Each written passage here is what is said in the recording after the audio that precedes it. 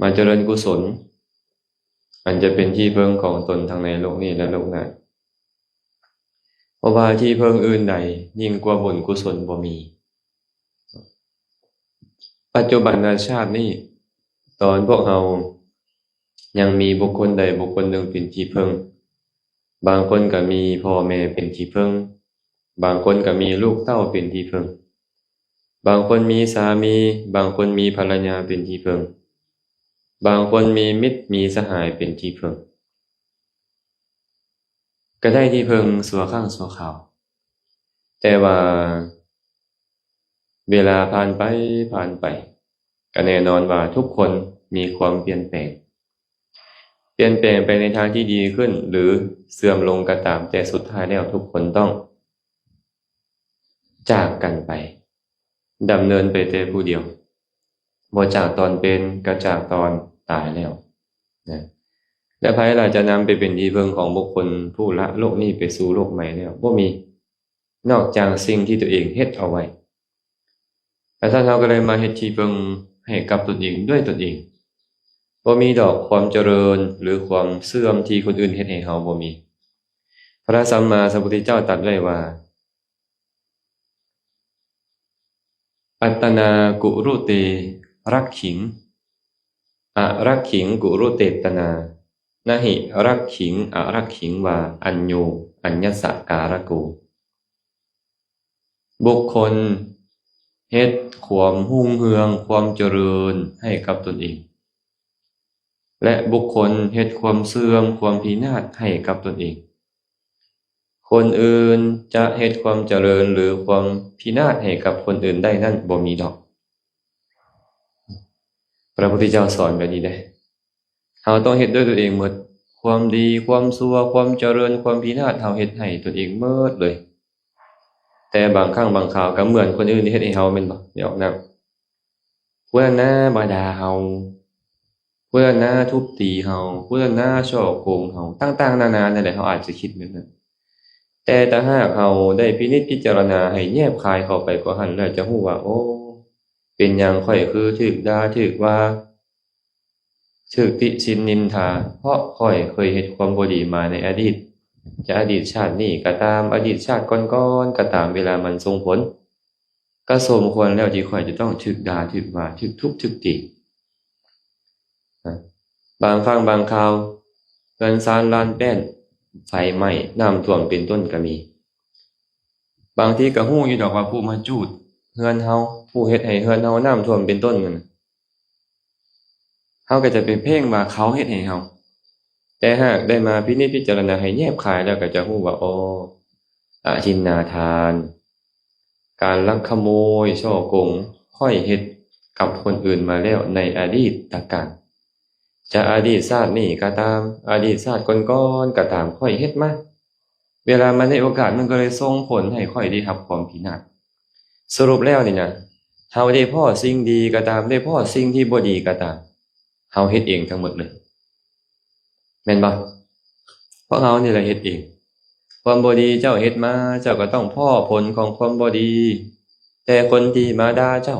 คนที่มาติฉินนินทาเจ้ามาลักขโมยฉ้อโกงเจ้าเขาก็มาเฮ็ดกรรมบ่ดีของเขาในปัจจุบันนี้ที่ต้องเสวยโทษทุกข์ในอนาคตของเขาอีกตรงกันข้ามบัดเนี่ยเฮามีคนมาอุปถัมภ์ค้ำสู้มีคนมาซอยมาเหลือได้ยินแต่ถ้อยคำดีๆธุรกิจการงานก็เจริญเพราะมีคนมาซอยคันบ่มีบุญนี่เขามาซอยบ่ญาติโยมบ่มาซอยดอกก็ย้อนบุญเฮานั่นแหละมันได้โอกาสส่งผลและถามว่าคนที่มาซอยเนี่ยเขาได้หยังได้ล่ะเขาก็ได้กุศลข้อนั้นอันจะเป็นปัจจัยให้เขาประสบแต่ความเจริญในอนาคตคือกันเกิดมาชาติใดๆเขาก็จะมีแต่คนมาซอยมาเรือมาอุปถัมภ์ค้ำสู้แบบนี้แหละซึ่งมันสมเหตุสมผลพระผู้มีพระภาคเจ้าก็เลยตรัสว่าอัตตนากุรุเตรักขิงความเจริญความเป็นมิ่งมงคลความเป็นผู้มีโชคเจ้าเฮ็ดเองเด้ออรักขิงกุรุเตตนาความเสื่อมความพินาศความชิบหายความอัปมงคลเจ้านั่นแหละเฮ็ดเองนะหิรักขิงอารักขิงวาอัญโยอัญญสการะโก บ่มีดอกเด้อคนอื่นจะเฮ็ดความเจริญหรือความพินาศแก่คนอื่นนั่นบ่มีถึงปัจจุบันนี่นะสมมุติเนาะอยู่ซื่อๆก็มีคนเอากำปั้นมาดึกคุมตาเฮาเอาฝ่ามือมาเฮ็ดเข้าหน้าเฮานี่นะเป็นผู้ใดเฮ็ดให้เฮาคันเฮาเว้าภาษาของชาวโลกในปัจจุบันนั้นเฮาก็บอกว่าท้าวอันนั้นนางอันนี้เฮ็ดให้ค่อยถูกบ่ซึ่งมันก็บ่ได้ผิดว่าท้าวอันนี้นางอันนั้นเฮ็ดให้ค่อยแต่ถามว่าหากเจ้านี่นะบ่เฮ็ดความชั่วมาเจ้าจะถูกเขาตีบ่ถูกเขาตบบ่การถูกตีถูกตบเป็นความสุขหรือความทุกข์ความทุกข์เป็นผลของหยังของบาปอกุศลฉันเจ้าเฮ็ดมาเองคันเฮายอมรับได้นี่สบายอกสบายใจอาตมาได้ลมกับแม่สลัดก็ว่าใจดีแม่สลัดเจอผู้ใดให้เจอผู้ใดติตินินทาเราก็เซ้อแล้วแม้แต่คนในครอบครัวเราก็ยักแล้วเราใส่ใจได้ดีว่าเราเฮ็ดบ่ดีมานะมันก็เลยได้ประสบพบพ่อสิ่งที่เป็นทุกข์เป็นเหตุให้เกิดทุกข์มันก็เลยบ่ทุกข์หลายอันคือหมู่เฮาเด้ถ้ามีคนมาดูหมิ่นดูแคลนมาด่ามาว่ามาติฉินนินทาเป็นจังได๋พวกเฮาขึ้นมึงๆพุ่นแหละเนาะแม่นบ่ปานฟรีถึกน้ำแท้งพุ่นแหละแม่นบ่ขึ้นมึงๆพุ่นแหละแต่ว่าเราพิจารณาได้ดีมันก็เลยบ่ค่อยทุกข์เนาะเพราะยอมรับได้ว่าตนเองเฮ็ดมาแบบใดก็ได้ผลแบบนั้นซั่นเมื่อฮู้แบบนี้แล้วเฮาก็เลยต้องมาเฮ็ดความเจริญให้กับตนเองถ้าว่าการถวายทานแก่คณะพระเจ้าพระสงฆ์นี่นะมันสร้างหยังให้พวกเฮาสร้างความเป็นผู้มีโภคทรัพย์ให้เฮาแม่นบ่เกิดมาชาติใดเจ้าจะร่ำรวยมั่งคั่งมีทรัพย์สมบัติภัสถานมากมายกายกองแน่นอนผลของมันนี่นะแต่ถามว่าผู้อื่นเด้บ่ได้มาเฮ็ดนำเจ้าเขาจะได้แบบเจ้าบ่มันก็บ่แม่นแหละเพราะเจ้าเฮ็ดเองถูกบ่อีกอย่างหนึ่งบัดนี้เฮามาวัดมาว่าเฮาได้เฮ็ดหยังแดเห็นเจดีย์ได้กราบบูชาเจดีย์คือต้นศรีมหาโพธิ์บ่พระพุทธปฏิมาบ่จังซี่เป็นต้นแม่นบ่เห็นครูบาอาจารย์ได้ทำความเคารพอ่อนน้อม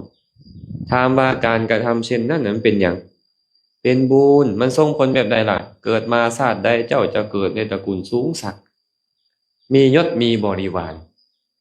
เพราะว่าเจ้าทำความเคารพอ่อนน้อมต่อผู้ใหญ่สักการะบูชาต่อเจดีย์เป็นต้นได้มาฟังธรรมมันฟังธรรมเป็นเหตุเกิดขึ้นของหยังของความเข้าใจไอ้ความเข้าใจนี่เป็นซื่อของปัญญาปัจจุบันนี้คันเจ้าเข้าใจแล้วยอมรับมันได้แล้วความจริงบ่ทุกข์เนาะผู้ที่ยอมรับความจริงบ่ได้มันทุกข์อย่าโยมเอ้ยข้อยบ่อยากพ่อแบบนี้บ่อยากเป็นแบบนี้เป็นหยังต้องเกิดขึ้นกับข้อยทุกข์บ่ทุกข์เนาะแต่คันเฮาเข้าใจความจริงแล้วผู้ใดเฮ็ดกรรมบ่ดีมาความทุกข์ก็ต้องเกิดขึ้นกับผู้นั้นแบบนี้บ่แม่นแต่เฮาบ่แม่นแต่เขาบ่แม่นแต่ปัจจุบันนี้อดีตการผ่านมาก็เป็นแบบนี้อนาคตจะมีภายหน้าต่อไปมันก็จะเป็นแบบเดียวกันนี่เป็นแบบเดียวกันเนาะเข้าใจแล้วบ่เนี่ยความทุกข์หายฮู้อุบายในการดำเนินชีวิตแล้วบัดนี้ข้อยบ่อยากพบพ้อทุกข์ในอนาคตในเมื่อข้อยนี่ก็ยังบ่เที่ยงแท้ที่จะปรินิพพานบ่เที่ยงแท้ที่จะพ้นไปจากทุกข์ข้อยยังต้องเกิดอีกแน่นอนข้อยก็ต้องอยากพ้อสิ่งที่ดีๆเด้ก่อนจะปรินิพพานนี่นะอยากมีเงื่อนไขดีๆในการเกิดมาแล้วเนาะได้มีสุขภาพพรานามัยดีผิวพรรณวรรณะงดงามเกิดในตระกูลสูงมีคนซักนำให้ได้ยินได้ฟังธรรมให้ใจยินดีในการฟังในการปฏิบัติธรรมและสุดท้ายก็ออกจากทุกข์ค่อยต้องเฮ็ดแบบใดล่ะค่อยต้องดำเนินไปในทำนองของธรรมเด้ดำเนินไปตามห้องห้อยของทานเด้ดำเนินไปตามห้องห้อยของศีลเด้ของภาวนาเด้สัตบุรุษนักปราชญ์บัณฑิตมีพระโพธิสัตว์เจ้าทั้งหลายเป็นต้นกะดำเนินไปในทางนี้ได้ค่อยจะต้องตามไปนี่เข้าใจธรรมะอะไรมันบ่ทุกข์เนี่ยโยม